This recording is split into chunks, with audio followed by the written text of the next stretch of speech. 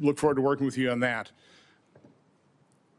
You know, the tragedy of the California fires, the more we learn, the more we understand that not only was it predictable, it was predicted, which means it was preventable. Again, you're not going to be, you can't prevent the initiation of those fires, but you certainly prevent them from raging into the tragedy that they became, the dozens of people who've lost their lives, the hundreds of billions of dollars worth of property damage. It's not just California, though. I mean, again, that was grotesque mismanagement. That could have been prevented. You can't prevent a hurricane. You can't prevent floods. But you certainly can try and start reducing the moral hazard that we've allowed to explode, quite honestly, by the federal government rushing in immediately, no questions asked, just tell us how big a check you want. What can you do in your new role to try and start reducing over time the moral hazard that we have created in this country with federal disaster relief? Well, Senator, emergencies and disasters are always locally led. They're led by the local communities and leaders, and that's because they're much more responsive and much better informed on how to bring relief and to get those emergency services there to meet the need. Then it's state supported and federally resourced. Which means that when we come in, that we're supporting what the mission is, what those emergency operations and plans are that the local city and county and then also the state has implemented and do what we can to fulfill the mission of our programs. One of the things that FEMA's not doing today that I think we should be doing is streamlining communications.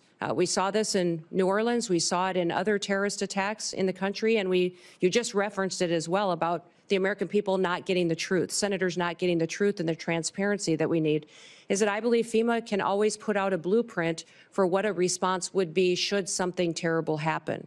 And when we look at the Secret Service, what happened in Butler, we saw that communication was an issue, that the Secret Service wasn't communicating and balls were getting dropped with local authorities, local law enforcement, and we can put forward a blueprint for how communication can happen and be streamlined between the federal government, the state, and the local entities, so that should something happen, this is how we talk to each other, to make sure that the public has the facts, they're not getting misinformation, which happened with the New Orleans terror attack just recently, but also up in Pennsylvania as well. That blueprint is what we do at the state level that FEMA has failed to do, to proactively educate the public on what everybody's roles are, what we do should something happen, whether it be a natural disaster or a terrorist attack or an emergency response is needed, that we can put out those blueprints ahead of time, educate people, train those local entities, which they currently do to a certain extent today, but not good enough to really know that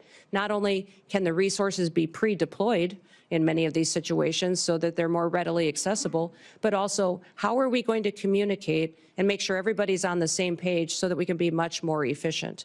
I wish that we would have had different leadership and a different governor in California, or we might have a different result there. But in the Department of Homeland Security, we can do all that we can to make sure that the people that live in California know that they're going to get a response from the federal government that's appropriate, and we did all that we could to make sure that they had the information ahead of time so they could protect themselves when they do have a failure in leadership like we've seen. Well, thank you and good luck. You bet. Since Senator Johnson